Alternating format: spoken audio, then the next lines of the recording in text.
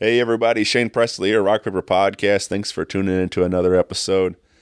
I want to tell you about January 14th, Tuesday night. I'll be out at Naked Vine for my monthly singer-songwriter storytelling showcase. Bringing along Ethan Jones, Lisa Houday, and Chris Kurd out there. 7 o'clock start, $10 at the door. And this is three writers sitting on stools, sharing their stories in an acoustic listening room environment. So come on out to Naked Vine. If you haven't been out, this is a nice little hidden gem out there in Chesterfield, Missouri, serving up all the finest wine, whiskey, tequila, and local craft beers. Swing by and visit them this week for some great live music. David Terry will be there Wednesday, January 15th. And every Thursday now they do a vinyl spin. So you can come out for Vinny's Vinyl Night Thursdays all year long. Friday, January 17th, the Scandaleros take the stage. Saturday, January 18th, the Vega Brothers Band return. So come on out to Naked Vine. NakedVine.net for a full listing of events. You can follow along on Facebook, Twitter, and Instagram. Also, I want to give a big shout out to High All Sound. I'm recording this intro today on my brand new PR40 microphone. I've been loving it. You can visit highallsound.com today and check out some of their new gear. Also, big thanks to Roughneck Beard Company and American Rambler. Really proud to have them a part of the show now. You can visit them at their shop in Maplewood, Missouri, off of Manchester. You can swing by and grab some beard oil, beard balm, tattoo balm, junk powder, all sorts of different products, whatever you might need. You can also shop 24/7 at roughneckbeardcompany.com. Use my code RPP15 for an exclusive 15% off during your checkout. That's it for me, folks. If you are interested in a hat, shirt, you want to let me know what you're listening to, just want to say hi, feel free to reach out on my email at rockpaperpodcast@gmail.com. Would love to hear from you. Anyway, sit back, relax, enjoy the show. Have a great day, everyone. A podcast is kind of like it's like a radio show that's not on the radio. It's on the internet. Does that make sense? Uh-huh. Yeah. That's also like my mom. It makes it sound more confusing, doesn't it? It sounds like this. This is Glenn. This is D. Cruz. This is Edgar. We got Eastwood, but he's sick tonight. And this is The Fade, and you are listening to the Rock Paper Podcast. Oh, boy. Rock Paper Podcast. This is beat paper, paper covers rock. Rock beats is the Shane covers non-stop. Never know what new kind of guests that he's got coming at you. Live and direct on the spot. Could be rock, folk, country, or hip-hop, jazz. All kind of folks that he has. Could be an artist or a comedian to make you laugh on the Rock Paper Podcast. double-decker fudge round, rolling round town. Shane coming at you live and direct from ground zero. He's your hero, he's your bestie. Rock Paper Podcast with Shane Presley.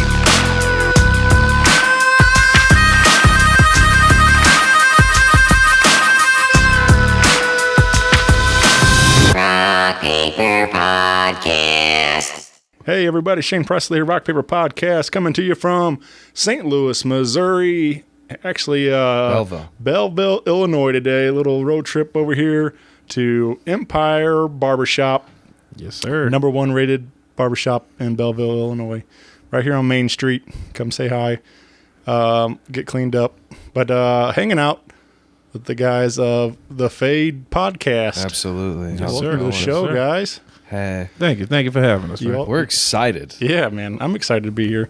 Geared up. Y'all want to go around and introduce yourselves for everybody listening? Sure, man. I'm Glenn. So nice to meet you. D. Cruz, it's my pleasure to meet you. For sure, man. Thanks for I'm having us Edgar. I direct shit, so Edgar's playing the That's role my job. of himself and Eastwood tonight. Yeah, because Eastwood has a had to sinus go. infection. Him was sick. Prayers for hashtag prayers for Eastwood. yeah. Save my Get boy. well soon. Yeah. But this is cool. I'm like I said, I'm glad to be here hanging with you all. Been trying to watch, keep up with the show. I know we got a couple episodes out now, but some things we got some things in the works for now for 2020. Absolutely, we got a lot to talk about. I'm excited. Yeah. So I know me and Glenn have kind of known each other a minute now. We just mutual friends through music. We haven't ever got to do this, and I'm excited. We haven't done this, I can but cross it off. There it is, right? I'm excited about it. But so that's how I kind of got introduced to everything you guys were doing, and but I'm excited that it's entertaining for sure to like watch what you guys are doing, and especially the fact that you're. And we're here on location. You know, I'm actually getting to sit in the barber chairs and doing it just like you guys do on the show. So that's what I was looking forward to that too. It was like my first time actually doing a podcast in the barbershop. So yeah, man, it's hard. Yeah, we like it. Can I ask you a question? Because what's up? When I first brought it up to you, did you blow it off? Like, did you think I was gassing you up about it? Because we talked about it probably twice. And every time I saw you, I was like, dude, I'm really busy. We're going to do it. Did you think I was we talked lying? about it more than twice. I think we kept going back and forth because we had ideas sitting in the chair going back and forth. And it was like, damn, man, this dude talk a lot. Every time we get together, he brought it up and was like, yeah, we'll do it. And then time just kept going by. And then one day he just came in like, hey, dude, we're going to do it this Tuesday. And I just sat there and said, okay, let's do it. Nice. And been moving since then. I love it. It's fun, man. I never actually thought that doing a podcast was actually be one of the funnest things that I ever did, man. Because I like to talk, man. For sure. So, it's definitely smooth. Well, take me back. I mean, so this all started just on an idea that you're sitting in the chair and you got to talk. Yeah. So how it worked is that I got with my girlfriend, soon to be wife, and her kids came up here because I'm raising a couple Africans, so they can't just get their hair done. Especially my daughter. She cannot get her hair done just by anybody. No offense, white ladies. You know what I mean? I had to leave her in the hands of someone that we trusted, which is a mutual friend of ours. Isn't that right, Dave? Mutual friend. Yes, sir. Yes, sir. Very mutual. Very super mutual. So then I came up here, and he takes care of my son. I got 8-year-old twins. So I was always up here. And at the time, see, I used to have like a pretty decent hairstyle that I liked, back in the day when I was playing in my band and stuff. So it was thinning out real bad in the middle, and I just got sick of it and buzzed it. So I was just up here with the kids and was just talking to them. And then he convinced me that he could actually get my hair to grow and make it look good while it was trying to grow. So I was in here more. And then the more we were in here, we would, if you have... like you saw tonight, if there's a couple of people in line, then you just have all that time to talk. And every single time, the conversations just were too good. Like, it was one of those things you're like, man, if we would have recorded that. Right. Yeah, back and forth, like the whole time we just laughing. It was like, man, we should do a podcast. I'm like, all right, man. You know how people say we should do stuff and you just let it go. Yeah. No, and for me, it was like, I'd always wanted to do one, but I guess maybe for the wrong reasons. Like, I wanted to do it for myself. Like, oh man, I think it would be cool for me. Like, you know what I mean? Because I wanted to do something creative again and get back. So, but then, we were kind of in the same position. And then with Eastwood, I came in here and was supposed to meet with him and got here early and ended up telling Eastwood about it. And he was so amped up about it. I was like, well, dude, why don't you just join it? Like, we could just all three of us do it. Well, what he said was slightly incorrect. He wasn't early. He was on time. I'm just always late. So that's... No, I really was early that day. You were still late. All right, yeah. I walked in a half hour early because I got tired of sitting at home. If I got to be there at 6:30... I'll let you slide on that one. You're always late, though, everywhere else. You were absolutely on drug dealer time. I'm slow as hell, man. I try, man. But it ain't easy, man. It's good. Have a complete career. And are still like you're out. My dude texted me. He said, "Hey man, what time can I get my haircut?" I said 5. He said, "So I need to be there at 5:30." I'm like, "Oh, you real funny." Anytime you tell me 4, I assume 3 people are ahead of me. Yeah, I show up at 6 for sure. Yeah, that gets you, man. You can't help it, man. You got to line out the door. You know what I mean? Yeah, man, I'd like to give all the credit. That's how you know he's good because. Well, he didn't have that. He didn't have that crowd till the show. No, I'm just kidding. He actually had all of his clients before that. Yeah, like people will be outside waiting. And then when Dave pulls up, they all go in. I'm like, shit, dude. Like, yo, his because he clumps them all together. Exclusive. Don't gas him up. He just schedules it that way.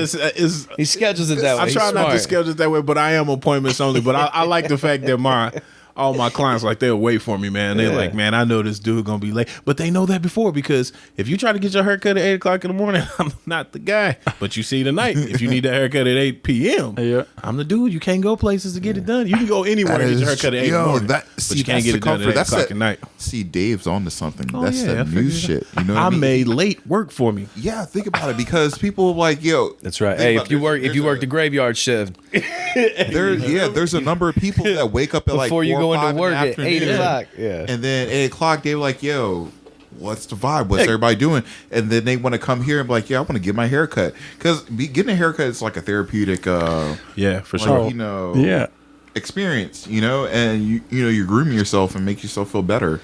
And so people want to do it at 8 o'clock and everything. That's when they're like, you know, the most live and everything. Yeah, and I always thought like places like barbershops, like how come places close at the time that you really need them? Like, I don't want to get my tires. Like, I why do you close at 5? Sure. Like, that does not make sense to me. You know what I'm saying? Like, what about the working? You're their demographic on Saturday. You feel me? And sometimes Sunday, because the rest of them imagine are like the a old 24-hour Jiffy Lube. That'll be a shit. I am almost right like a 24-hour. Wait a minute, 18-hour. Because then I'll go all night. I'll cut all night and do all that, but morning times they just don't work for me. No. Yeah, I work 10:30 to 7, and you can't. I mean, unless I get up early, which doesn't happen. You can't go to the bank. You can't go to the post office. You can't. I don't like that. Yeah, it's a real pain. So I'm trying to start a new trend. Right. You know, but then again, I guess in some places robbery is a real thing, so people like to close early. Right. But I don't worry about stuff like that. You know, and I will say this too. I always seen in the movies the culture and the urban barbershops, and I wasn't sure if that was a myth or if it was serious. And Which part? Well, just like the camaraderie and everybody coming in and just like, oh yeah, for sure, running their mouth at everybody, like you know what I mean? That's you better be definitely careful what you come in here wearing, or you may get roasted. Oh yeah, we gonna roast you. You know what I mean? So so you have to. You cannot. So much love in a barbershop though, man. I love it though. I just come and just sit. And even when I don't have appointments, I'm just watching everybody else, like laughing at them. Like, man, these dudes are crazy. Some people like to talk about what they heard instead of what they know, and those are my favorite dudes for sure. Like, what are you talking about? That well, you can mention that Edgar mentioned, like being therapeutic in a sense and things, you know, like, and I totally was. That was actually one of the questions I was going to ask, like, what is it about necessarily like coming here to the barbershop? Because like I totally feel that. I even just had it happen the last time I got my. I mean, it happens a lot of times, but last time I got my hair cut, was actually not to bring everything down, but my mom passed and I was getting cleaned up for the services, and I just sat there in the chair and she's cutting my hair, and I didn't plan on talking about it, and you all unloaded, and then so I mean, now that I like, and it felt good being able to do that, for right? sure, yeah. Well, I think with the barbershop, man, it's like, because as men, and first of all, I want to say that in 2020, man, I've been working my best to get over this hyper masculinity thing, man, which things that we say are like almost like derogative to women or make a man seem bad because you're in touch with another side of yourself. So I've really been pushing to move past that. Right. But as a man, bro, just wear skinny jeans. Oh, that's your thing, man. Oh, okay. For sure, I'm too big for it. All right. But you know, like, we don't really have that like relaxed time. Like, we don't get our nails done, our feet done. We don't go do massages and take bubble baths and all that. So like the time when you come I to take a bubble bath, bro. with rose petals. Yeah. Well, I don't. Okay, So, all right. But you probably get a big tub. The chance of one of those trough. Yeah. But like that time when you come and you sit down, man, you get the shave, man, the music playing, and you guys are talking, because that's almost like a time in the barbershop is where you don't have to have a filter, man. You can say whatever you want to say, and the other guys around will let you know what they feel about that, you know, without there being any type of hostility. And a lot of people, we always have to hold our tongues, man. And this is a place where you don't have to hold your tongue. And whether you're right or you're wrong, you can do that when you're in a barbershop, man. And then after all of that, you get to leave looking good, man. And people, a lot of men like that, man. I know dudes who come to the barbershop and just sit there. Like, I don't want to go home. I want to sit here and talk to my guys, you know, because it's just relaxing. It's real smooth like that. And I'm actually happy to be able to be a part of things. You like are that. actually really good too. Eastwood is too. Actually, everyone is. But I sat in on a lot of your cuts, and you're really like, you don't forget. You keep up with what everybody's doing. Yeah, you know what I'm saying. Like so I think that's kind of the thing. You know what I mean? You come in, you already know I mean, you're bought into the brand. You know what I mean? Like he knows what you want. You're gonna leave with the haircut that you want. It's never been not right. You know what I mean? And then you feel that friendship. Dave's like the cool uncle while he's cutting your hair anyway. Yeah, so for you sure. can cut. He's been through some things, so you can go get any advice that you need. You know what I mean? Because he's got a lot of young guys that come in. A whole so. lot of them, man. And it'd be funny sometimes because I'm like, dang, man, I got a lot of dudes that I'm cool with that are like 19, 18, 20. But I mean, honestly, like with a lot of them, man, not for their personal, but I know like their dads and stuff aren't around. And I have a son that's older, and I was always there for him. And I know that some of those, man, it's just a couple conversations that you could have that would change your life. Yeah. And I try to offer that to him. Like, look, man, I've been down that road, and I can tell you what's at the end of that. You think it's a light. Well, that light is a damn train. So do something different, man. And I like being part of that, man. Like really just helping people out and making them feel smooth and just all of that, man. It's a big thing.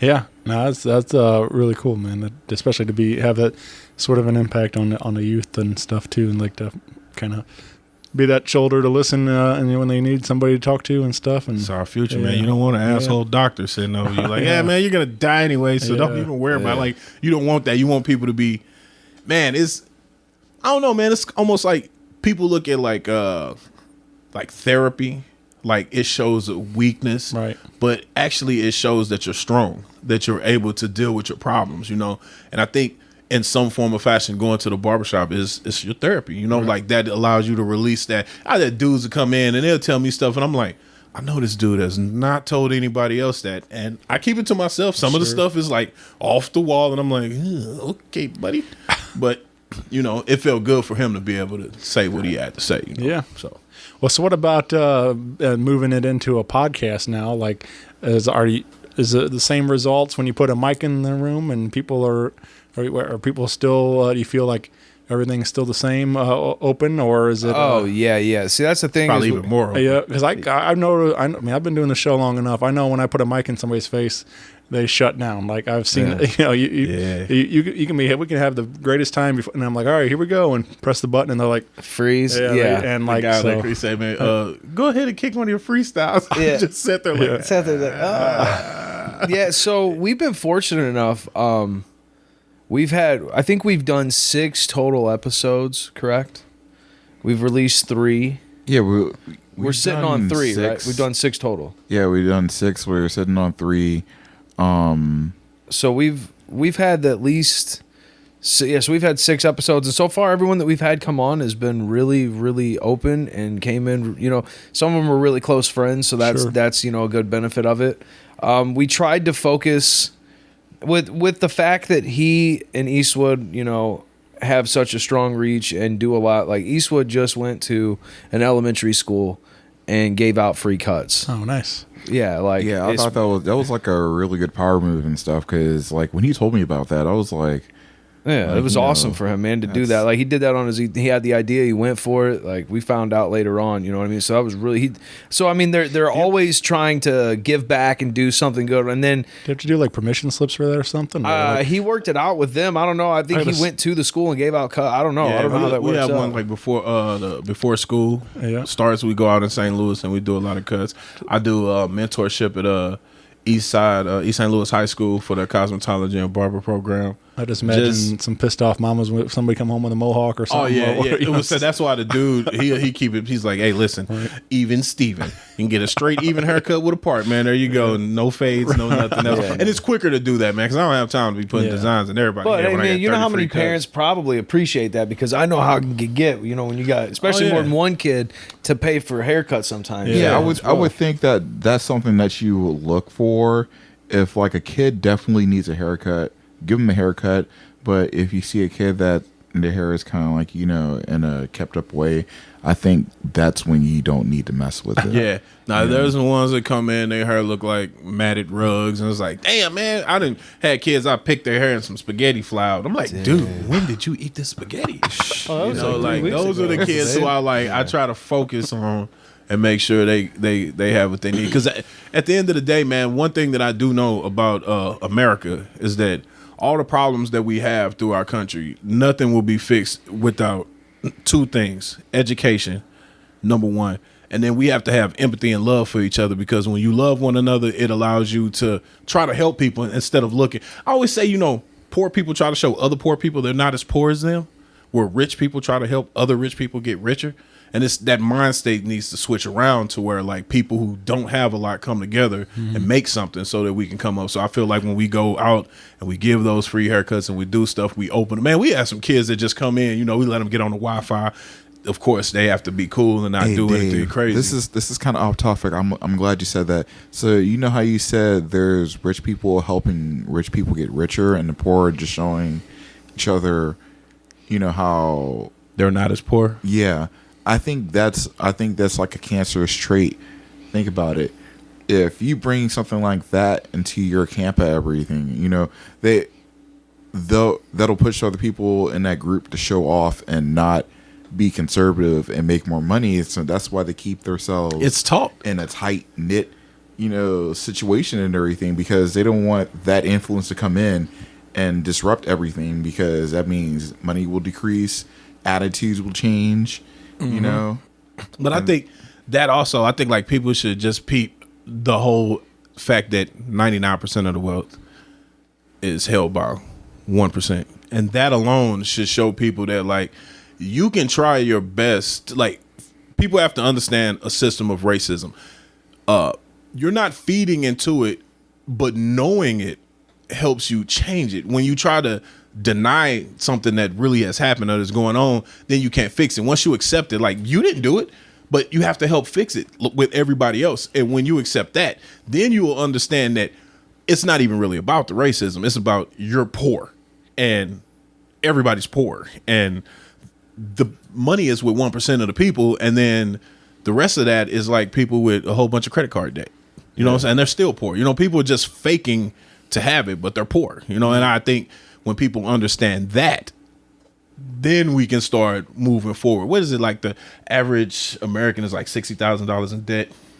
Probably. I mean, could be more by now. Yeah, it's probably more by now. Right. Poor acting rich.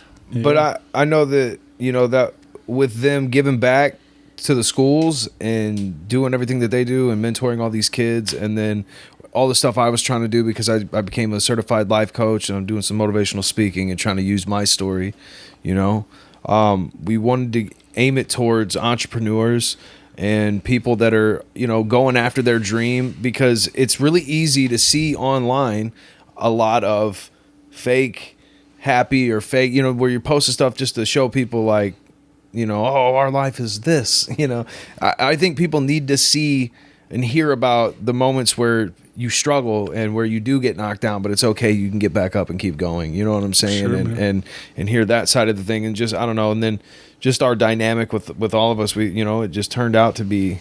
Yeah, because we're a weird group. I mean, if we really if are. You see us all together, like, we're all completely different, but we're all the same at the same time. It's kind of weird, like. But I will tell you what, we all have beards. That's what links us together. I didn't even think about that. Yeah, the fade where everybody has a beard. That's right. I forgot. Should call this the beard. No way. The beard. Hey, I'm gonna be selling Beards orange of beards Belleville. that everybody can wear, like James Harden. Oh yeah, for sure. Awesome. Yeah.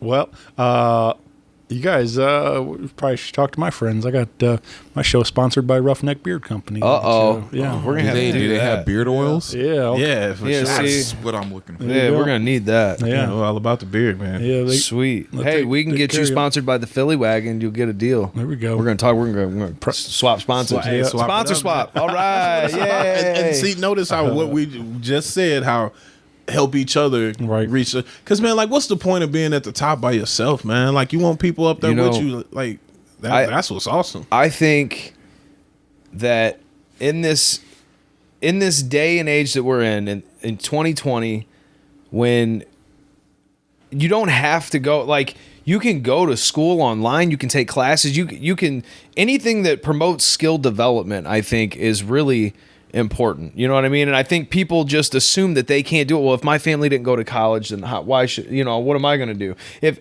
as much as you're hustling on the side, you can have more than one revenue stream. Like, you can have a career, and then a lot of times people hear that they need more than one stream of revenue to act, you know what I mean? Yeah. And try to do it on their own, and don't even realize that you can do that in one place. Like, if you get bonuses, That's another stream of revenue. Like, if you know what I'm saying, you can look at your career that you have and get 3 or 4 different ones there and still have the time to do something on the side that you love. I think the biggest deal is that, like, everybody's looking at things so negatively nowadays. If you just do the things that you love and do it for passion, it's gonna end up, you're gonna perform better, you're gonna do better, and you're gonna give something to the best of your ability. So it's gonna be lucrative. You know what I mean? As long as you don't worry about other people. I don't get that. Like, you worried about what other people are doing, and that will mess your money up. Like, people don't make a lot of money hourly. So if you're making $13 an hour or something, you know what your checks are. Why, when you get paid, why are you going to buy a pair of $300 shoes? Like, that doesn't make sense. I was just talking, man. Somebody I know has a truck that's like $100,000, man.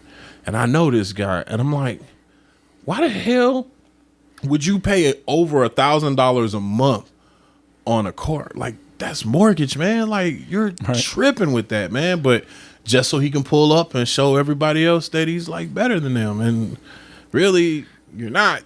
You know, so I don't know, man. People are weird. Yeah, you could definitely get you a nice home for that. And yeah, for sure. Probably too, depending on where you go. My house is way less than that. But I have a condominium and shit. Paid $67,000 for it. Like, that's all I need. I don't fuck that. $1,000 for a vehicle. And I shows like, well, you probably could have got the year before that for like 60 if you just had to spend that much money. Like, it's a car, dude. Like. Hey, people take something to, like, you know, a new level. It's like an addiction. They have to. They wake up every day and they're like, you know, how can I slay it tonight, or, you know, how can I come to work and just straight fucking kill it? They have to be known. Yeah, I think that they don't even realize that it's really just like the fact that you're really. I don't know if addicted's a word, but you're really enticed by the fact that your endorphins are just going off because you feel wanted. You know what I mean? Like, if you get 100 likes on a picture, you're like, oh man, I'm noticed. You know what I'm saying? Yeah. Like, but like, people are stupid. Like, for instance, you get guys like one of my buddies coming like, hey man, I got these Rock Revival jeans on sale right now, man. Selling them $100 a pair. I'm like, no. Why the hell would I buy $100 jeans, man? I had jogger sweats, man, and like, I buy $100 jeans, and then I'll have $20 in my pocket, or I can have these $20 sweats on with $100 in a pocket. You know, like, there's things like that, man. But you always want to look good as other people, and why? Besides, I know why. Again, men, we're just full shrew, man. You just gotta go full shrew. Man, sweats are comfortable. People don't understand, man. Like, we're looking out for our comfort and everything, because I wear a tuxedo jacket with sweats. Prove it. Oh yeah, I will. Our first live event. I'm coming. Yeah. Sweatpants and wingtips. Oh my God, yes. I don't even think I got regular pants anymore, man. It's just like all joggers because I'm cheap. Yeah. But I think with men, that's that drive, man. It's almost like, if you ever watch like a nature show, you see how, like, what these animals do Tell to the get story. the woman. Oh, the full shrew? Yeah, because we haven't really told it. No, we haven't told the shrew. All right, so there's a shrew in Australia, right? It's an He animal. lives his whole life. A shrew, if it's a rodent, for the people that don't know, a small rodent. Well, he lives his whole life, 3-4 years as a baby, and then one day clicks in. It's time to reproduce. So he runs through the jungle all day. Every shrew he sees, he has to say he raped. Oh, you're a man? All right, well, those pumps don't count. And then he'll go to another one. And he goes so hard for like 2 days that after that last pump, he just have a heart attack. He dies. He hasn't ate. He hasn't slept. He hasn't used the bathroom. All he's did is have sex for these entire, 2 days. And he dies. And that's full shrew, man. And that's what dudes do.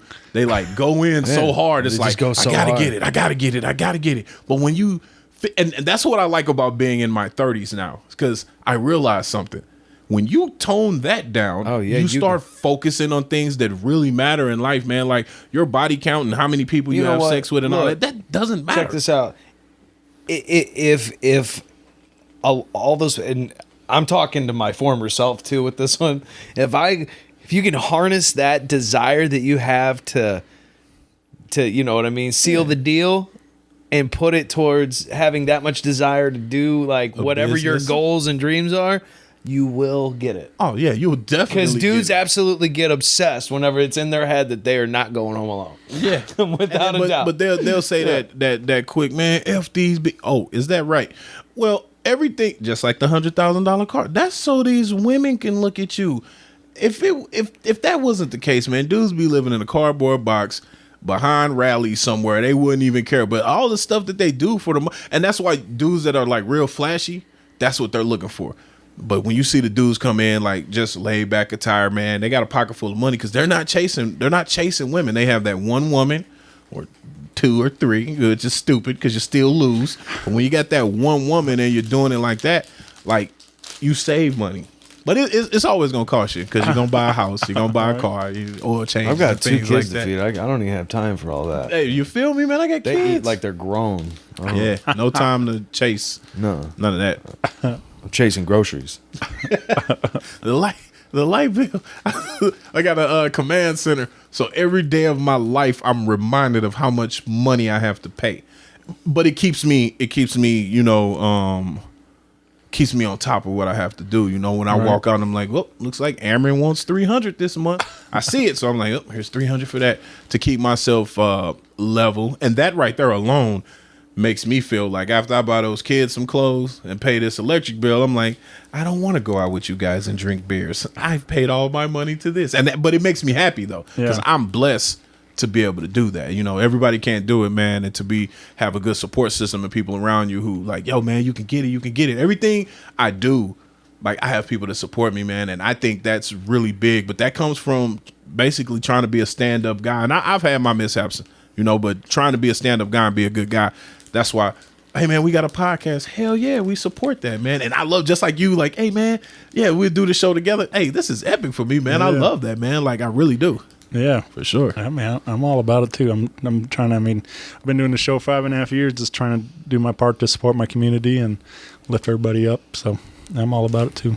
Yeah. You were talking about the shrew though, and I had a thought come through my mind about that. Like, you think like that he has like any idea like it just clicks one day and then like this is what I got to do for my rest of my life.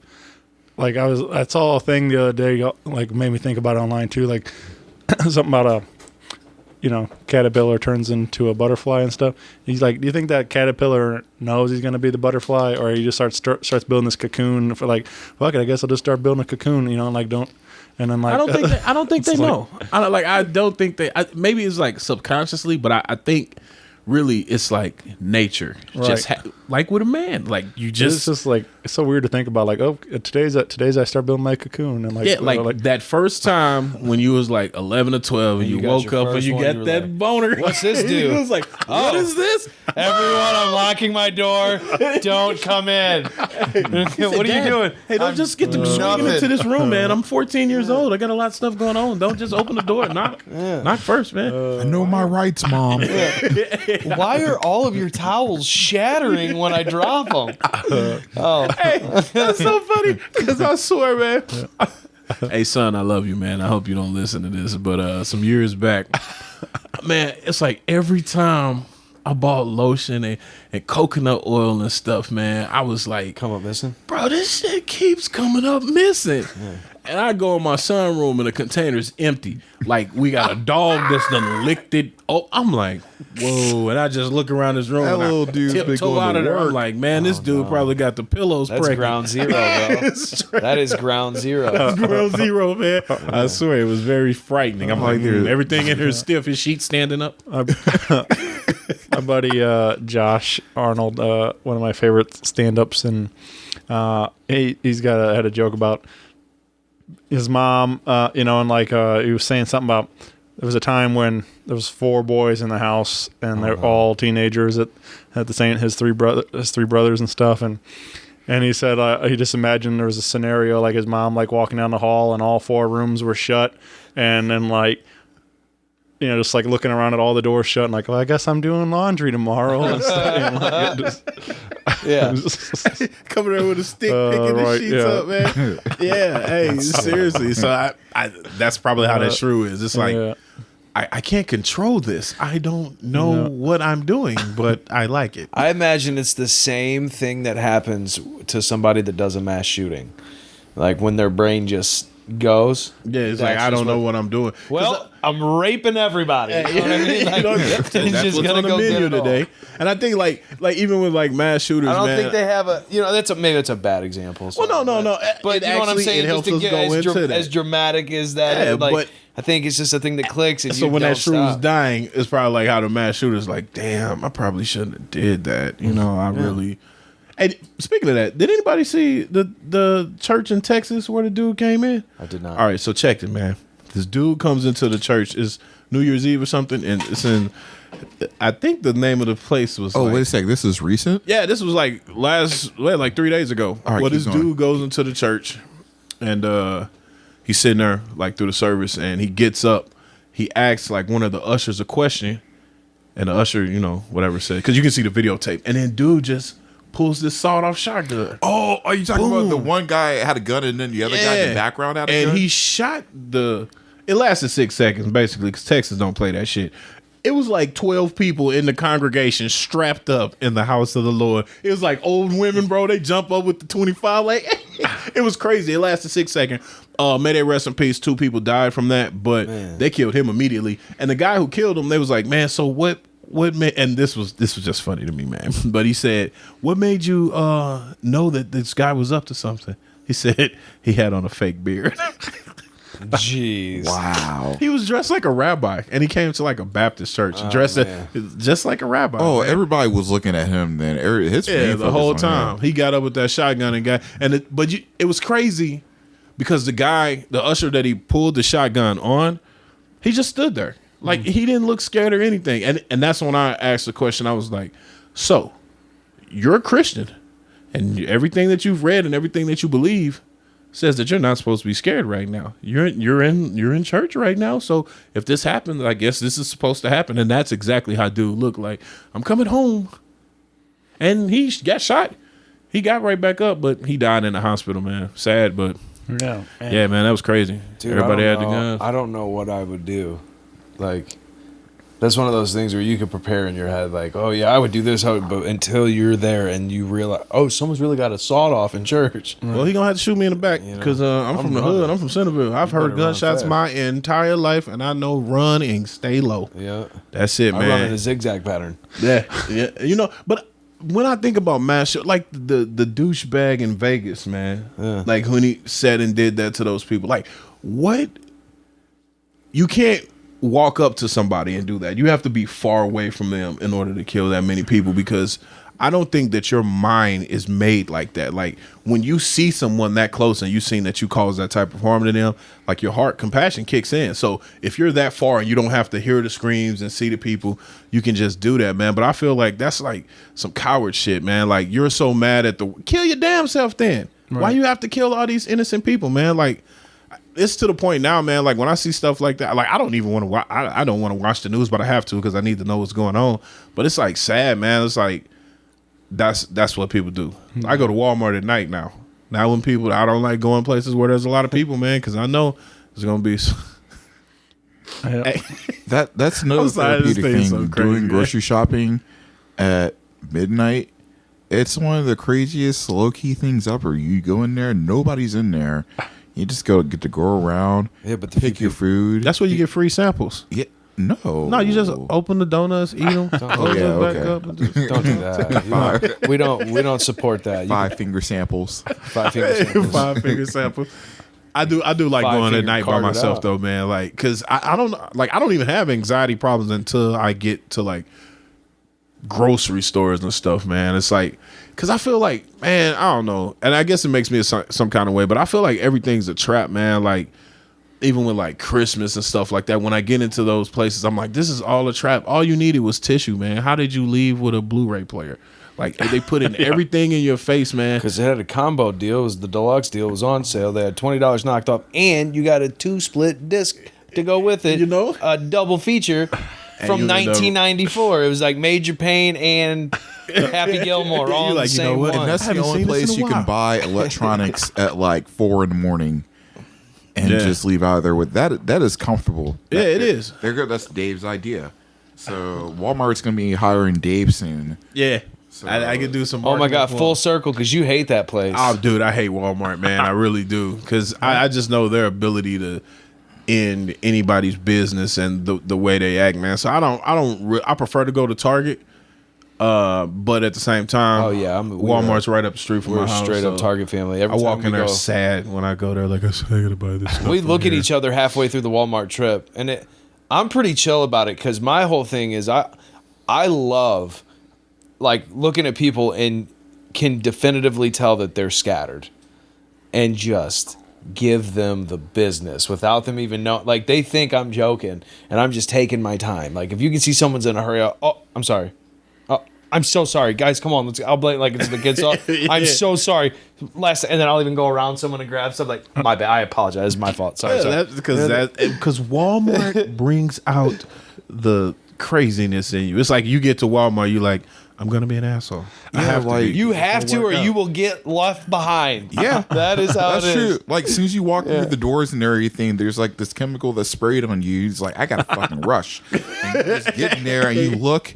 Everybody around you, it's a hostile. Like, no matter who it is and everything. Especially the dude waiting when you leave who asks to see your receipt. Yeah. I want to fight him. I'm like, what do you mean you want to see my receipt, bro? I just spent That's like the $300 fucking here. extra Can I see a Boston receipt? shit. No, because you already know my spending habits from the last time I was here, sir. It's the exact same. That guy's like, do you got that TV there? Let me see your receipt. I gotta see your receipt. There's no one that got past the guy at the door with the TV without seeing a receipt. Sir, I know that you saw me at Lane Robot 17, Right. and I'm good. It was like that for Christmas, man. None of the lanes were open. No, I'm you like, had to dude. scan and go. And that's scan why and I go. hate Walmart, because of stuff like that, man. I'm like, dude. But unless we all stand luring and you say in. you're not paying me, they're gonna keep doing it. That's the biggest pimp move ever. Oh yeah, in yeah, the for history sure. of ever. But people just talk about stuff, and we don't want to do nothing about it for real. We're just like, oh man, that's That'd be messed up. like me having a concert and then everybody shows up,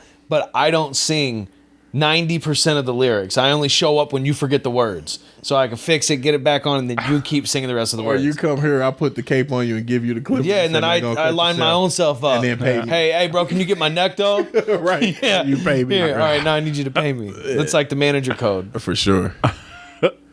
That's terrible. One of my favorite jokes about Walmart too is Rodney Carrington. This is what happens in my head. It's just a revolving Rolodex of movie quotes, Dude, and, I'm the same and way, song all the lyrics time. and stuff. So, but Rodney Carrington's got a great joke about like how Walmart will take anything back though, and how like you can like take diapers back. These diapers already got shit in them. Yeah. You know, Hey, like, oh, we're real they sorry will. about that. Oh, that's all right. We'll put it on a gift They'll card. take everything back except Yeah. Xbox games. Oh, that's silly. But I done Right, bought no stuff from software. Walmart, use it, and just take it back just because I don't like Walmart. They were actually pretty good to me. I just the other day I went up there and then I bought a can like that kills like spray paint stuff. Yeah. And I got to be 18 to get it, and I had to wait for them to put the code in, the manager code like you're talking about. And then I got like distracted, and I guess I took off without one of my bags in the self-checkout line there. And, Oh, man. And then I got home like, oh, shit. So I had, went back up there, and I tried calling. I couldn't get anybody to answer the phone and tell them, if they could place it to the side or whatever. And then I got back up there, and I'm like, did anybody see the bag? Or did somebody take off with it? And they're like, somebody took it, and then they're like, just show us your receipt. Go, you can go back, grab the things, the exact items, and then prove it on your receipt, and then they'll give you some. So they gave me all my stuff that I that's forgot cool. there, and I didn't have to pay for it again. So I thought that was See, it's not the people at Walmart I don't like. right. It's the whole Sure. Oh, idea. Because it's like, like when you see those commercials and stuff, and I think Christmas probably is what really messes me up, man, because I know that, like, again, the poor people who like feel like, oh, I have to get this stuff for my kid, I have to do this, and it's like you're putting yourself, man. One year, things were a little iffy on my side some years ago, and I took a loan out for Christmas, and I took a $4,000 loan right before Christmas, and I end up finished paying that right before Christmas the next year, and it was $8,000. And since that time, I was like, yeah, we're not doing that again. It's not that important. Why do it? Like, you don't need that. You have everything you need. Now, of course, my younger kids, it's like, yeah, I want to get you something to make, I love you. We don't do the Santa Claus. Because personally, I'm like, hey, dude, I'm not finna let you think that some dude did this. I worked a lot of hours to get what you got. I don't just, Santa Claus ain't real. I don't do that. But it's like, Daddy, look what Santa brought. Santa didn't bring that, son. That was me. It just sucks that we have that pressure just because other kids experience Santa Claus, that we have to have our kids experience it so they just don't feel weird at school. Like, I believe it shouldn't have never, ever got that far. You know what I mean? Like, my kid thinks like they're Santa Claus and everything. And I'm like, I bought these gifts for you. You can't thank Daddy or whatever, but they don't know. They don't know any better. And it just sucks. We did the Elf on the Shelf deal, man. It got fun. I just like seeing them believe in magic, because I always we'll go up to the automatic doors, that'll split, and I'll go up here, let me get that for you, and I'll try to move it like I did it, and they're like, dude, you didn't do that. I'm like, yeah, I did, dude. I'm really good at magic. Like, you gotta, you know what I'm saying? Got them dead jokes. But yeah, so I always try to. That's why I liked it. Like, I just like my kids work their butts off, so I like seeing them know that it's. That, they ask for something, and then if they do well, they can get it. That we don't go overboard and go get, like a pony or, what I mean? Yeah, but to where we're broke. Right. You know what I'm saying? But I felt so stupid after dude, that. all right, so look, so it was fun for us this year, but last year it was bad. Like, our house was in foreclosure. It was really bad. Like, we got behind. It was rough for a few months. And we got one big gift, and it was an electric drum set. And I was trying to bring it into the house. And my son came out because he was trying to be sweet and help me. And he saw the box. And I was like, well, Merry Christmas, buddy, because this was it. So it's to the point where Ashley lost her mind, but lost her mind. She started crying. We had to go out to eat and hug each other and say it was going to be all right. Like, it was but a whole it is ordeal. But then we got to go. Then fast forward to this year, though, we had more than enough. Like, we really worked through that. But and took care of it, that's important that. So they got to see that, though, because they had they played it off as if it was cool, But then this year, kids aren't dumb. This year, I was like, they were like, someone's asked me, I was like, so space stuff out and just send this person 5 different things, or this person 5 different things, and then I'll just double check with everybody and make sure I don't double up on gifts. Right, all right, then we're good. So then we slid right. I got my son a hamster this year, and he named it Hamsty Hamilton Cruise. He has a triple decker house. It's really nice. Does he have any friends? No, now he's sad in there, man. I'm gonna just get a friend in there. I'm gonna get a shrew. Man. But my son, he asked me, he was like, "Hey, Daddy, you think Hamsty is like Perry the Platypus, and he goes out and on a secret agent adventures?" I'm like, "Yeah, dude, yeah, that's what he does when you're asleep." I seen him come back last night, man. Hamsty. Yeah, he's got a jetpack. He's got a jetpack hidden somewhere in your room right now. For real, man. You know what? Shout out to my son, man. I love the dude, man. Little dude he's awesome, man, for sure. You got to keep the kids adventurous, man. I think that's the key to their growth. And, a lot of us, in our 30s, we didn't have that, or we had it sometimes, but we didn't have it a lot of the times that kids have now, because they have just access to everything. They have toys and a phone. Yeah, but they don't need a phone, bro. I think what it is that adults at a certain point stop using their imagination. Why? Mm-hmm. If you're hearing my voice right now, use your imagination. You start trading those gifts for love, man. It's like one thing I can guarantee you, and I guarantee, hey man, I can't always get you this, I can't always get you that, but you are guaranteed to be drowned with love. But I mean this though, when you're a kid, you have the wildest imagination. When you're an adult, if you can hone that in and you can have your wild imagination about the stuff you want to do and the things you want to accomplish, that's where really. The more vivid it is, the more better chance you have of it happening. I had a great imagination as a kid. I used to get on top of the roof. What happened, Dave? Well, broke a leg, man. Podcast?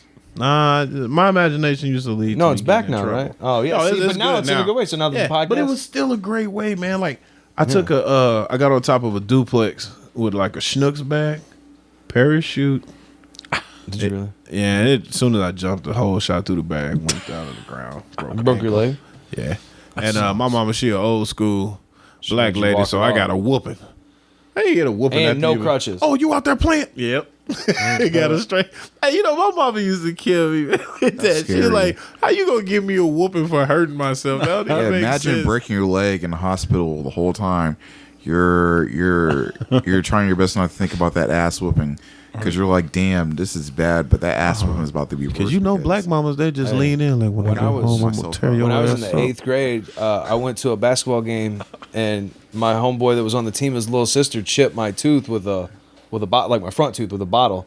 And my dad yelled at me when I got home for going to. You just had to go to the basketball game, didn't you? Couldn't just stay home and do nothing. Yeah. It's like, wait a minute. It's like, that's not even. Wait a hold on. minute. Hold on, Glenn, you're at a basketball game and you get hit with It's a bottle? It's a funny story, man. So I was trying to get a soda with the only 75 cents I had, and I was like, this Mountain Dew is going to be delightful. And she came up, trying to be funny, and was like, oh no, I'm going to press the Diet Pepsi button. And I was like, no, you're not. Put my arm up on the machine, and she kept like trying to mess with the buttons. My hand slipped, and her hand that was holding a bottle right to my Straight to face the tooth. and Ugh. shipped. I looked like Lloyd Christmas from Dumb and Dumber for like a year and a half, bro.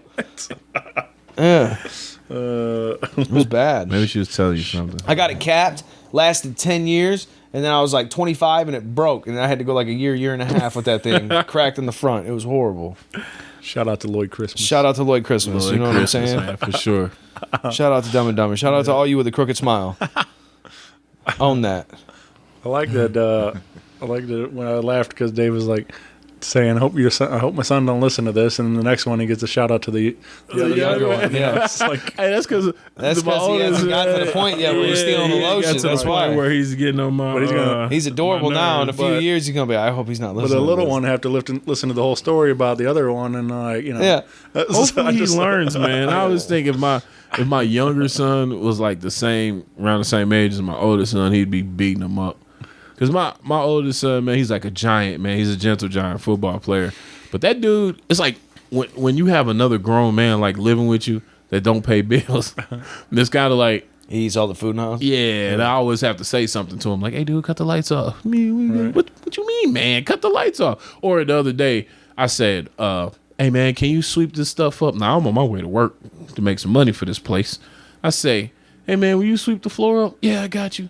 Man, I came home 12 hours later. The exact same stuff is on the floor. And I'm like, see, I want to fight you. You know, like, it's stuff like that. That's why, I got to talk about the oldest son. Right. As a matter of fact, I hope you hear this, man. Daddy love you, but damn it. Sweep the floor up, bro. Yeah. Sweep the floor up. That's all we get. That's all we need. That's all we need. Well, you can hear more conversations like this on the Fade. Click that subscribe button on the YouTube channel. Please do. We're appreciate on it. the YouTube. We're gonna get on all streaming platforms in 2020. I'm hoping by the end of January we'll have it all rolling. Yes, We're yes. at that point where we don't want to rush and give poor quality stuff, but as far as like what we have coming up, we actually have a big announcement. Can we talk about Yeah, it? man, that's what I was getting into. I want to. We'll stop. We'll go ahead and Yeah. segue in, Shane. I'm sorry. Well, to steal it from you. I want to make sure we get all this information out because this is cool stuff. We have. Absolutely. So yeah, get involved with the show all over. We got a Facebook page also, so follow along there. That's right. The Fade, Yep. just like the haircut.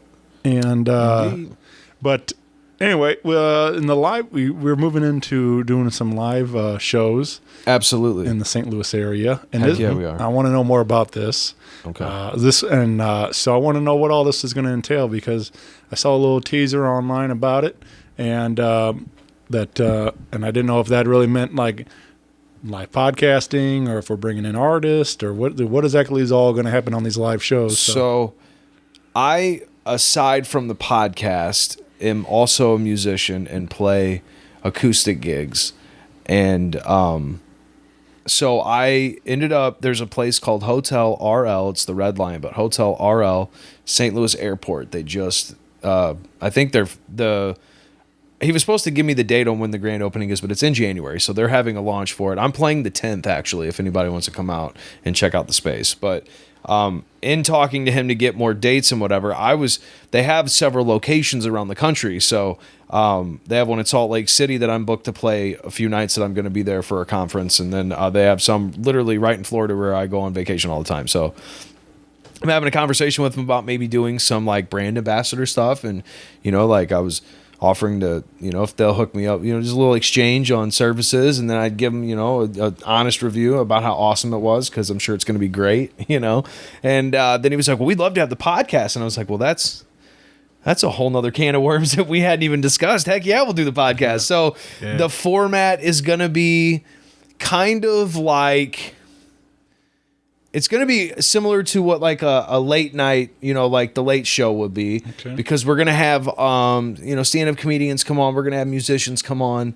And then also we're going to do cuts live on stage. Like it's going to have the barbershop feel. So we're still in the process of like finalizing exactly how we're going to set it up. And I'm sure over time it's going to evolve into something more. But it'll be a free show, and we're going to start doing it twice a month. The first 2 dates will be January 14th and January 28th. And those are both Tuesday nights, free shows. And we did confirm the first guest for the first one. Drum roll, please. Oh. A really good close friend of mine since elementary school. You know him, and he actually did something really sweet for you and played at your mom's funeral. It's Al Holiday. Oh, nice. Yeah. Me and Al go way back like Cadillac seats, and we had talked about having him come on the show, and this opportunity came up, and we typically record on that day anyways, to try to get everybody's schedule sometimes is difficult. And I reached out to him, was like, hey man, we were presented with this opportunity. Do you mind just, playing a song? And so I don't think that short notice like that we'll be able to get all the guys, it's just, they got a lot going on. They got 14 and it's a gigantic piece band for one song. It's a lot. So I was like, well, come on, man, and just do, So we're still tinkering around with exactly how, it's going to go down. I don't know if I'm going to try to weasel him into playing a few more songs than the one, but we'll do at least the one for the show. So it'll be like, we're going to come on, because our show here in the shop is great and we love it. But we try to keep everything kind of in a lane of like, inspiring and motivating and focusing on our guests when they're here. You know what I mean? Sure. And we don't really talk a lot about current events, but there's so much crazy stuff going on in the world that we sat down and had to talk about it. And I think when we're here in the shop and we're doing the show here, we're going to keep it, in the lane that it's been in. And then when we do the live show, we're going to come out, we're going to either give the guest a cut or give somebody randomly in a cut, because you never know. People are going to be in there. It's a hotel or traveling, so somebody might need one, and just give them one for the sake of the show. And we'll grill them a little bit and have some fun with them. I'm sure we'll end up having some segments and stuff like that as it goes on. But for the time being, we're going to come out and just kind of unleash the dragons on all things current events, and then have someone come on and perform a song or a little set, and then interview with us to send it off. That I like that idea though, just like the random person out of the hotel getting a haircut, because like I've done, like I mentioned before we got going, like I used to do a lot of like on location, just random. I did a couple in a Denny's and stuff, and then like I remember we did one, and it always depends on my guest who was open to getting weird, but we've had I did one in Denny's where we start talking to the waitress and like got her some of her story. That's awesome. I did one in a Taco Bell with my buddy Bobby J. Cox, and we like got the staff to come over and like talk to us on the mic. Awesome. And like got a little weird with them, and then like it was a lot of funny, because like he was like, Bobby's like, yeah, we're here at this Taco Bell, and they're like, no, and like, so it was don't get us in trouble. And I was like, yeah, Taco Bell's corporate's a big fan of the show. They listen all the time. You guys are sponsors. It's fine. Yeah, right.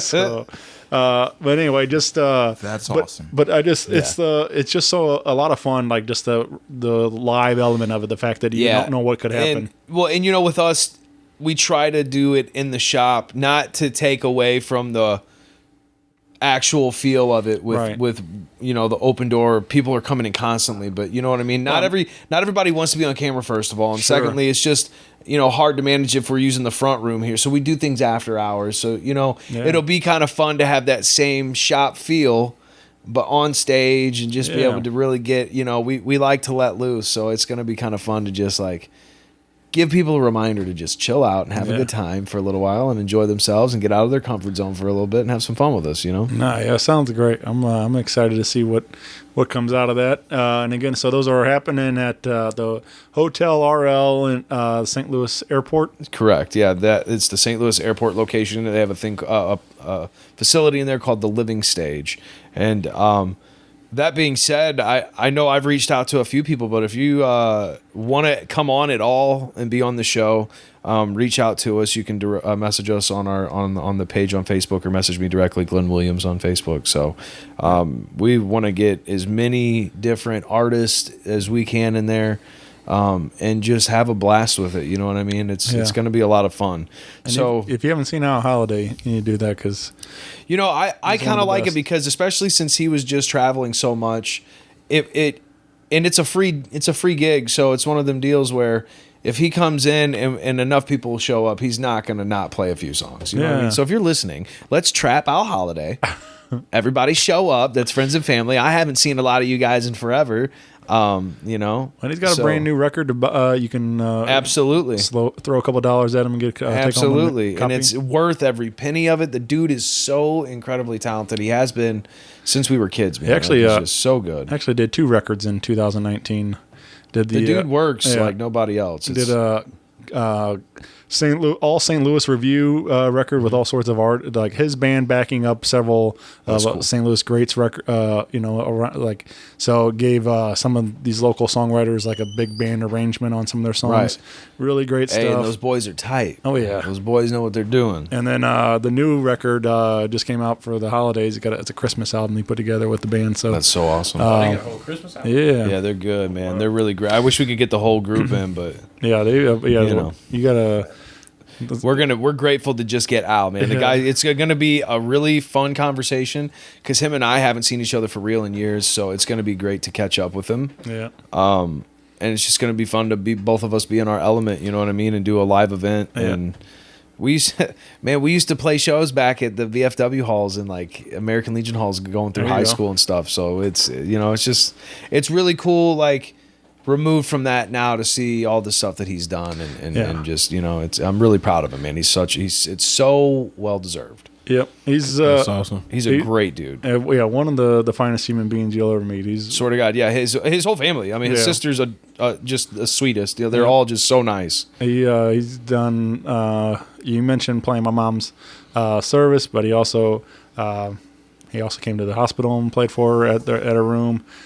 He played her benefit for her, and that's incredible. And he's got a giant heart. He's dude. He's you just want to hug him and laugh the whole time. That's Like, awesome, he's man. so awesome. I ain't even met him yet, and I like him. Yeah. Oh, dude, you're gonna love him. Yeah, I Yep. can't wait. So I'm really excited for him to be I'm honored and humbled and excited to have my friend on the show. So he's making like moves, him and his band. Oh yeah, they're doing it. They're out there hustling, man, putting work in for real. I don't know the number, but they did several dates through all through Europe this year and stuff. That's what I saw. It was incredible. Yeah, like I think so he has like a 11, 12 piece band here in St. Louis when everybody's available and things. But I think they did like a smaller version of the band that it went to Europe and things. But they're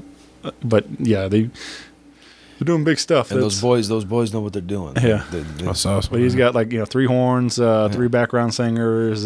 He plays keys and do you guitar. know is Caleb Klingler still playing bass? And Caleb on bass. So and, fun story. Caleb, his older brother Danny is an absolute master shredder on the guitar. That was like my band in high school. Me, Justin, and Al Coretta, and then there was Jeremy Martin, and who was in New Translation with us, and then Danny, Caleb's brother. And actually, Caleb like sat in on some of the stuff back in the day. It's really fun to see like all the group of dudes that we had clumped together playing when we were younger. Now see what everybody's able to do, and I mean everyone's grown so much in the way they play and the way they write. It's just really, really cool to see, man. Yeah. I love you guys so much. All of you, if you're listening. They're so talented. Yep. They really are. Yeah, man. Bunch of friends of the show for sure. St. Louis is slept on musically, bro. Like We slept on for everything, man. For a lot. That's pretty awesome. I man. did see we got a nice write up. I just saw today on the internet. Forbes.com listed us among some of the others as the top one of the top spots to visit in 2020. So that's awesome. With the aquarium comment, with the aquarium, with the arch, with our food. We didn't get any mention about the music in there, which I was disappointed because our music. I mean, we have world class talent all over the city, and and that's the thing is a lot, and there's a lot of people from here that are out. That are a lot of sound engineers and production guys come from here. Yeah. But it's just. Did you know one of the main writers on Rick and Morty is from St. Louis? I didn't know that. Yeah. Wow. See, that's what I'm saying, man. It's like St. Louis is like in the middle, but it's kind of an island. Sure. You know what I mean? Because it gets that vibe, and people get scared to come here, but you shouldn't be. It's really like the only thing. Our food is the awesome, only man, thing we're for sure. killing is the game. Accomplishing these dreams and creatively making stuff. That's it. Sir. Yep. Yeah, there's so much good stuff happening right now. There really is. And that's what I love about my podcast and your podcast, where everybody's just trying to document it. I'm trying to capture as much of it as I can while it's happening, because I think someday I'm going to, when I'm done, I'm going to look back and I'm like, man, there was so much cool shit happening right then. We talk about all of our music friends and everything else. I mean, somebody's bound to make it. I mean, somebody's going to do something huge out of all this. And epic. And, and it's going to... and it's so interesting for me because I played a pretty integral part in the scene for a while, when we were doing our thing, and then I've been removed from it for, I guess, a little over a decade now, or right at a decade. And so I'm actually in the studio recording an album, so I'll be coming out with a solo project. Yeah, ain't that crazy? Like, we started doing our podcast, and then all of a sudden we were like, you know what? I've dropped so many albums, man. I actually got an album about to drop too, man. Shout out to my cousin Fresco Kane. He's engineering and producing my whole album, man. And we've been in the studio making straight burners. Hey, don't undersell. I put Edgar on. Bro. Yeah, don't undersell. Hey, don't undersell Fresco. Yeah, don't undersell Fresco. He's one of the most talented. The dude recently, his biggest thing that he just did recently was he wrote a song for Mariah Carey. Mariah Carey's lead single, "With You." He wrote that, and man, his accolades are through the roof, man. There's no artist from the area who's from St. Louis ever had as many hits. Hard. This dude, man, when I say the best, and I've been in the big studios, seen a lot of man, this dude is so talented, man. Like he can write a song. I guarantee you, that song he wrote for Mariah Carey, he probably wrote in 5 minutes, but he had to make it seem longer so that they would embrace it. But this dude writes classic songs, and he'll mix, master a song in 20 minutes. And it's so, if you just could see him work, man, it's so beautiful, man. So shout out to Fresco. That's actually my cousin too, so I get the extra love, man. But he's one of the most talented dudes, humble, loving. That's my blood, and love him to death, man. I really appreciate him working with me. But I let Edgar get a little sound check the other day. Yo, all right. So this is a funny story. No one's heard Dave music before. No one's ever heard his music before. But one day I came over and he was like, "Yo, you want to listen to a track?" And I was like, "Yeah." Like, I've never heard your music I'm kind of before. jealous right now. Went in there, and then I was like, "Oh my goodness, Dave! Like, what are you doing? Like, you need to release this. Like, every track he let me hear, it was a straight banger." And I was like, "Man, like, why doesn't this dude I'm about to drop it. Me and Glenn got to get a song on the album too. We have the track already. We just have to write it. Yeah. What do you hip hop, R&B? Yeah, hip hop. Yeah. Hip hop, man.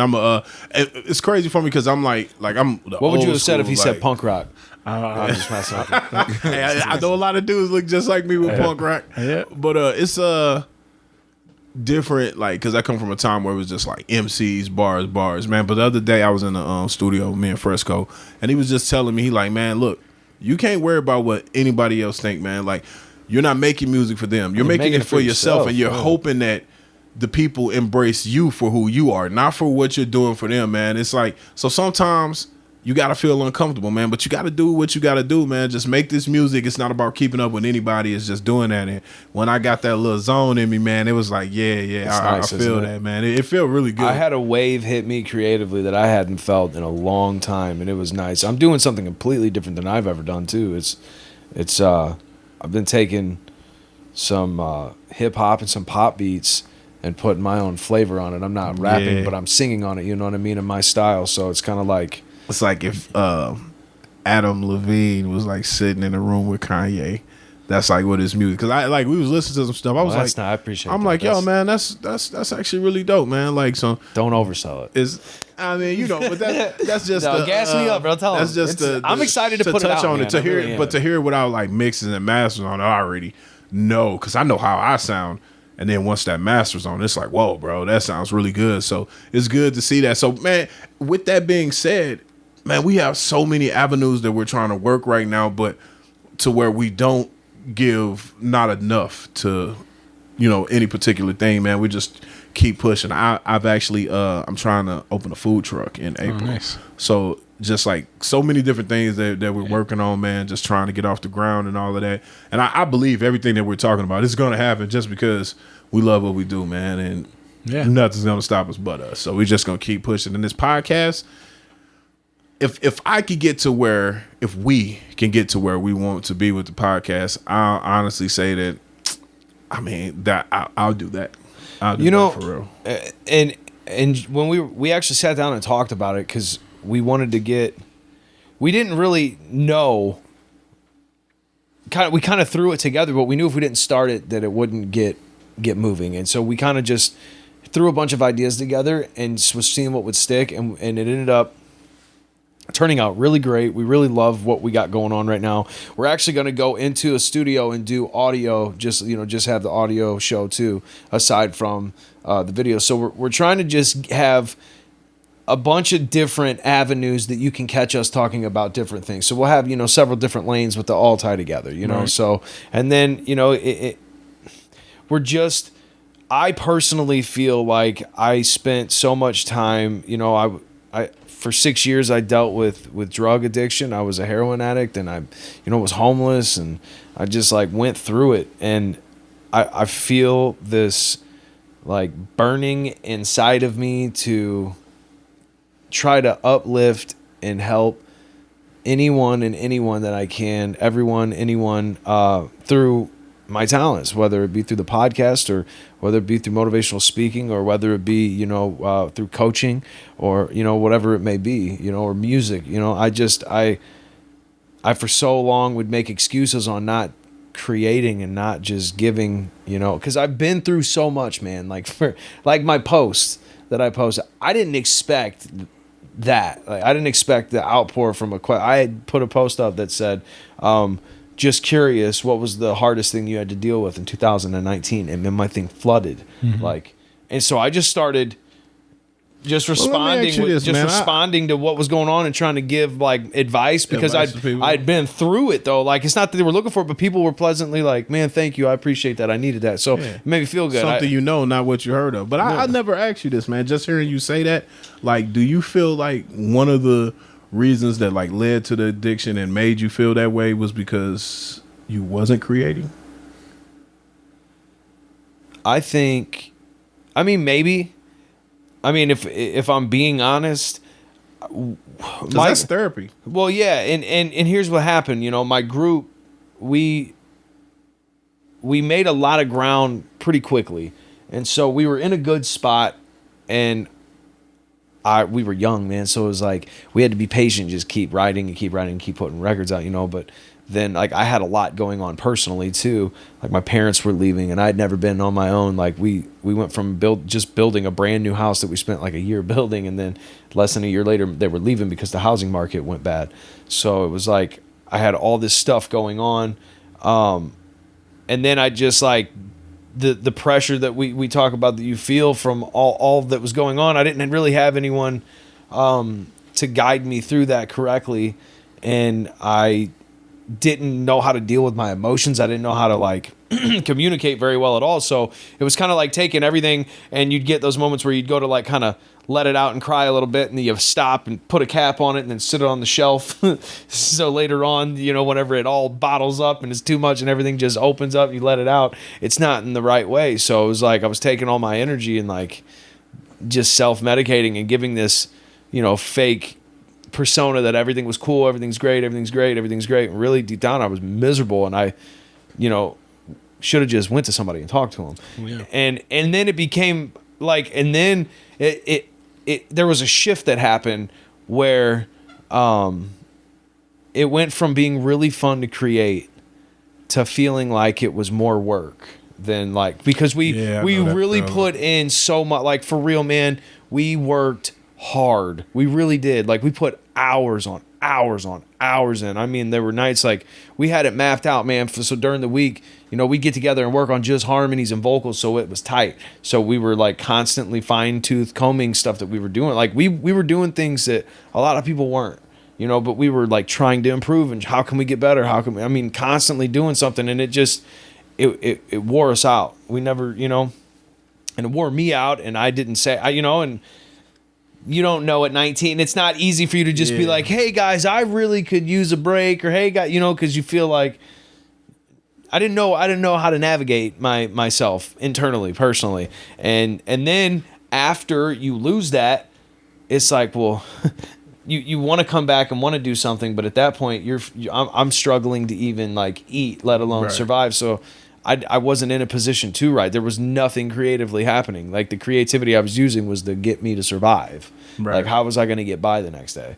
Unfortunately, that's actually going back to like that's the hyper masculinity again, because as a man to not ask for help. It's funny how we feel like if we do anything that we quote unquote would say a woman would do, we're weak, we're soft. I figured out that it's not even that, like when people talk bad about like gay men, I don't think it's the fact that they're having sex with a man. I think it's the fact that they're acting like a woman, and that bothers other men. And we start to feel like it makes you weak to say that I need help. And the thing is, it's built in us. We don't know, like we don't know that that's what we're doing. I didn't even realize like how bad I was. It was like a thing that was just, it kept happening. It kept happening. I mean, I'm not going to sit here and lie and act like I didn't enjoy myself. Like there's a reason why I even, kept up with doing, I mean, don't try it, because when you first do, you're going to be like, whoa, that feels good. It was wild, man. It's not worth it. And it dramatically and very quickly sucks and drains you of everything. But it went from being like, you did it and didn't even ask what you were doing, is to supplement like the pills you couldn't find, Right. And then it's like, oh, do you know what that was? Oh, no, I didn't, but now I do. So now it's like, oh, well, might as well just keep going.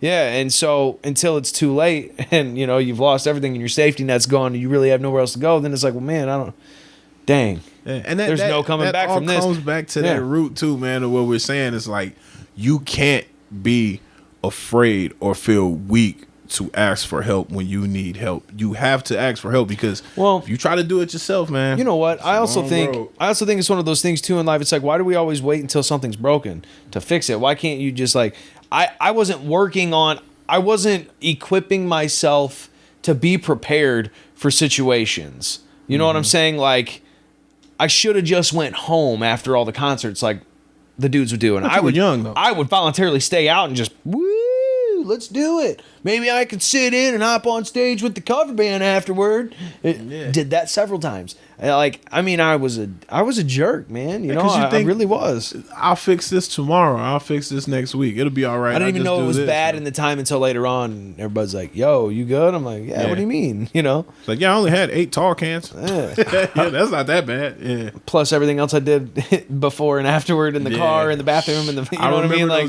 those shows, and to everybody who wants to be famous and do that, man, I've done hundreds of shows, and I'll tell you, like, you have to have your mindset right, because people are just giving you, oh, you want weed? Here you go. You want coke? Here you go. You want drink? Everything's free.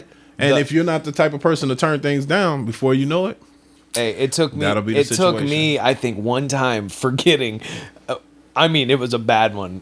Like most of the time, if there's a mess up, it was not too noticeable, but I mean, I remember one time where I completely flubbed a whole verse that I wrote to a song that I played at that point several times. It was at Pops too, and it was I think it was for the battle for Point Fest, and we botched it so bad, and at that point we were drinking. Well, and by we I mean we would all have a few, but I was excessively getting it, and I got up there hammered. And from that moment on, we were like, all right, so no drinking before the shows, you know what I mean? So it was like, even then they were trying to do what they could, but at a certain point, I was naive to the fact that I was a complete, handful. Yeah. And, but now I'm at a point where it's like creatively, I'm inspired by, the overcoming of adversity, or it was really cool to like sit back and revisit several things that happened in that time frame and kind of like exercise that emotionally with, writing a song. So I miss creating. I miss being in a studio. I really miss being on stage. I feel so at home when I have a microphone in front of a crowd. I love it. There's no, and then now too, it's like, well, I got kids too, so I want them to see that because they love music and they don't know. Yeah. You know what I mean? So it's kind of like you want to show them. Yeah, man. So I'm excited. I'm excited to put that out. I'm excited to hear what you have. Maybe me and Dave will just be like the gym class heroes and put something together. There you go. Whole album. Yeah. It probably rocked though, for real, especially you do the acoustics. Maybe. Yeah, we'd kill it. Let's talk There you about that. Well, very cool, guys. Well, this has been incredible, man. This is a really good night. Thank you for having us, Thanks, brother. man. I I'm so appreciate glad it. I came out here. Again, swing by Empire Barbershop on Main Street in Belleville. Get cleaned up and come sit in on. Dave, say the address. 7624 West Main. right. I'm gonna say it louder for the people in the back. 7624 West Main Street in Belleville, Illinois. 622. Belleville. Empire Barbershop. Belleville. Belleville, like it. Yeah, man. So come check us out. We're gonna have a whole lot of content, and then our biggest thing now is like we are hoping that we'll get more engagement. Like we really want to know what people want to hear us talk about. Like it's not so much for us, but like what do you find interesting? Like the more stuff that you give us, the more we're apt to give it a full effort of having fun with it. You know what I mean? Or who do you want to see come on? Because we sat down and was talking about the direction that we wanted to go and stuff, and we have a few cool goals that we're moving towards. So I'm really excited to do some groundwork for 2020. But also, dude, anytime you want to ever cross over and come on our show, and get your hair cut, Well, that's definitely going to happen. And then It's free when you're some on the live show, events too. too, man. The live event is an open door for you. You come on and hop on and help conduct an interview with this dude, whatever. I don't care. You're always welcome. Always. Anytime. Because I love what you do, man. Like Thank you, man. It's really cool to see, and from being in a group in the scene and seeing like just how it can be so standoffish. I like seeing the camaraderie and everybody helping each other and lift each other up. I mean, that's the easiest way to thrive is by adding value to everybody, by helping each other out. You know what I mean? Absolutely. Yep. Yeah, man. I'm in. I'll be coming out here, coming back soon, and Do it. get a nice haircut. Heck yeah. Maybe just get a fade just for the. You have to get, Yeah. bro. You'll look so good. You'll go home. You Yeah, watch bro. be like, who's It's that? 2020. Yeah. Who's that? We're gonna freshen you up, There you man. go. And then hey, can we do? I'll send you the track. It's not completely mastered or finished up, but I'll give a sneak peek of it. I'll give you the track as it is right now, so everybody can hear it. I'm just excited. I want someone to hear it. I'm excited. So I just want to followed your podcast as well. I'm a subscriber. If it sucks, let me know, or don't, because don't be a hater. Yeah. But if you Well, like it, constructive criticism. because that's fine. You just let me know that I blew it and completely. Like, oh man, those harmonies suck though, bro. So We working. And before we get out of here, I just want to say my message to everybody for 2020, man. Hey, love the people you're around, man. Try your best to be the best person you can be, man. Don't worry about what everybody else is doing. Focus on you and your loved ones. Stay prayed up, no matter who you pray to. Stay prayed up, man. And let's get this money, man. yeah, I like that. Yep. That's it. Yes. I don't want to try to outdo that one. That was a good one. All right. Thank you, Shane, That's a for cut, having baby. us. Bye, everybody. It's the Fade. It's Rock Paper Podcast. Oh my God, crossover.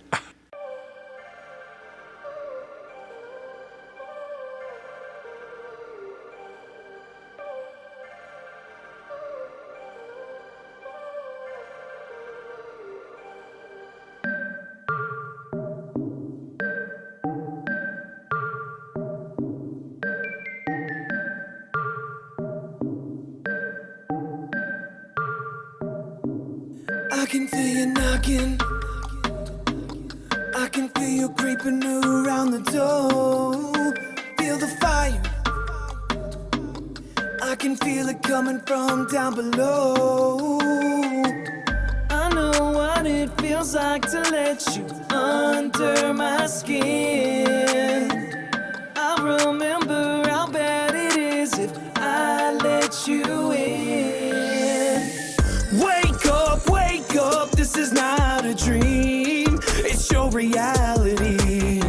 It's time for you to let go, give up the struggle. Quit dancing with the devil. Wake up, this is not a dream. It's your reality. It's time for you to let go, give up the struggle. Quit dancing with the devil.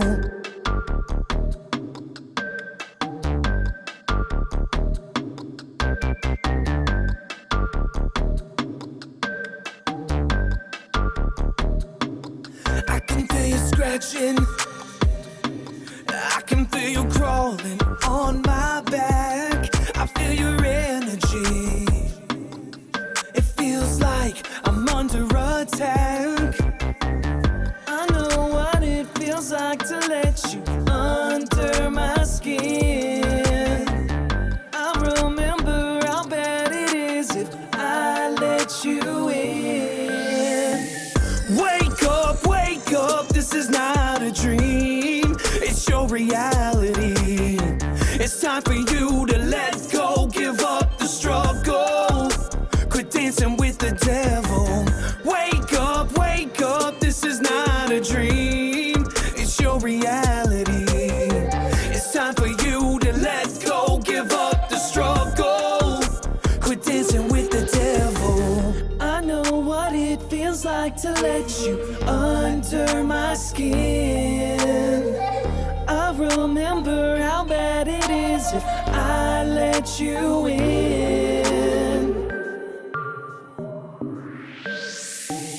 Wake up, this is not a dream. It's your reality. It's time for you to let go, give up the struggle. Quit dancing with the devil. Wake up, this is not a dream. It's your reality. It's time for you to let go, give up the struggle. Quit dancing with the devil. Rock Paper Podcast. Rock Paper Podcast. Rock Paper Podcast. Rock Paper Podcast. Well, yeah, that was it.